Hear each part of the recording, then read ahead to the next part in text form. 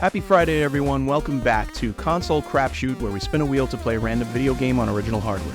Me and the boys are still inside playing lots of games, hiding from the heat. We're excited to play something new. What console is it going to be today? The Sega Dreamcast. That's one of our favorites, most played console on the show. We have 244 games left on that wheel. Wow, Resident Evil Code Veronica. Let's go. I like that we're going to get a chance to talk about this one. I played this at a friend's house, kind of going back and forth. Most of it was me watching my friend beat it, so I don't have that save. I'm going to start over, so I'm not going to go through the whole game here. If you weren't there, if you weren't a heavy gamer at the time, it's kind of hard to explain, but this little sliver, this little window of time was kind of crazy. They were still figuring out what 3D games were going to be. A few years earlier, you had the N64 and the PS1 be the clear leaders of that generation. Most 3D games on those platforms were just kind of misses. There was a few where they really figured it out, but the graphics looked really dull. 3D games were just in its infancy. The hardware couldn't really handle what it was. They all kind of looked like muddy trash, and gamers were like itching for that next huge hardware leap. Nowadays, a few years, another hardware generation, there's not much difference, but when you saw the Dreamcast come out and you saw the difference in the graphical fidelity between that and what you were doing on the PS1 and the N64, this was huge. This was a giant leap. But that said, I don't think the leap really happened gameplay-wise. Like, this was more graphical. And this game was a perfect example of that. When the Dreamcast came out, I should say, I got it on release day, and I couldn't wait for that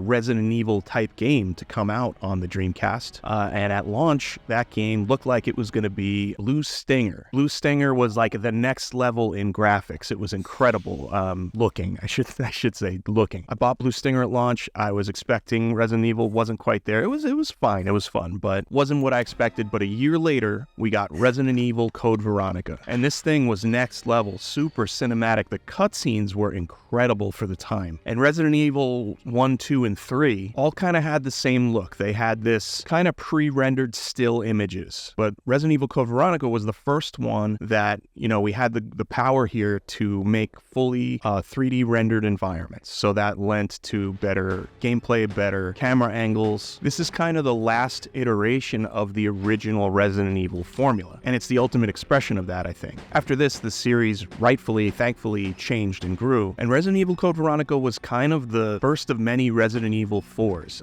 They didn't want to name this one Resident Evil 4 because the Dreamcast had a very small install base, so they didn't lean into that. They gave it a little subtitle.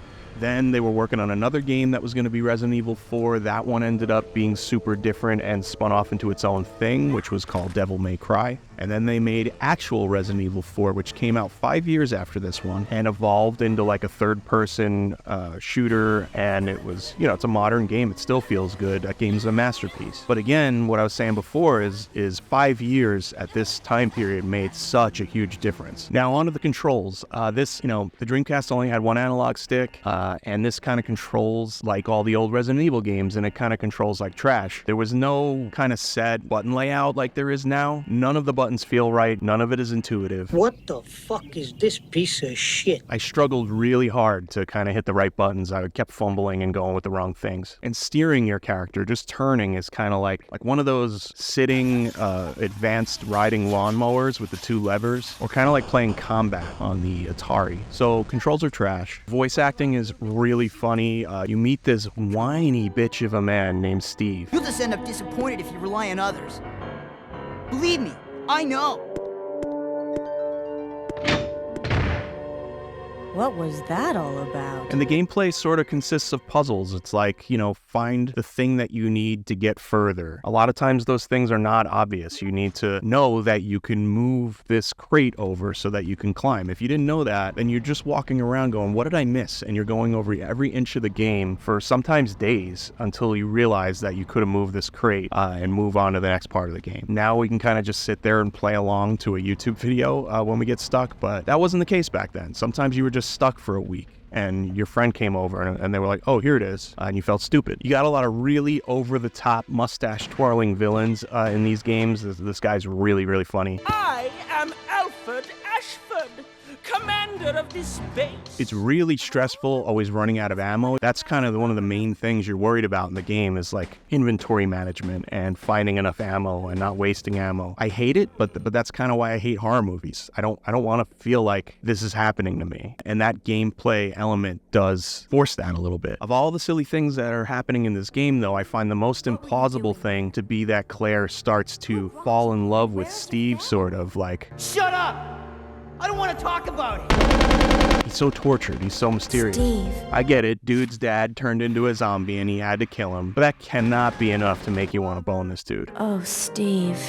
This is a 2-disc game. The first disc, you play as Claire Redfield, and in the second disc, you play as her brother, Chris Redfield. You kind of have these two storylines happening in parallel to each other, and once you get to a certain point, you get to switch over to second disc and experience the other part of the story. But hey, let's give a rating to Resident Evil Code Veronica for the sake of Dreamcast. Yeah, good game. You know, it's interesting coming off of last week. We talked about Yakuza on the PS2. Much more advanced game. I gave it a high 3 out of 5. And the reason for that is, you know, the time period it came out. Again, this was a big 5 years between these two games. The same year that Yakuza came out on the PS2, Resident Evil 4 came out on the GameCube. Yakuza's control and graphical experience were a little lacking for me in retrospect. And there is a very sweet taste of nostalgia with this game. A year later, they re-released this game as Resident Evil Code Veronica X on the Dreamcast again and the PS2, and then they re-released that and HD, you know, whatever on PS4 and blah, blah, blah. I prefer this original Dreamcast version, honestly. That one might be superior, but if I want to go back and feel some nostalgia, I want to experience the full nostalgia. So I'm going this one. This is going to be a 4 out of 5. It's a wild ride. For the cutscenes alone, it's totally worth playing through. So if you're a fan of the series or just a fan of horror and campiness, I recommend going back and doing this one. And that's it. Another one in the books. That was cool. Hopefully we get something as interesting to talk about next week. And have a good weekend, everybody. I'll see you next time. I'll see you around, Claire. Adios. Hey, wait, Steve!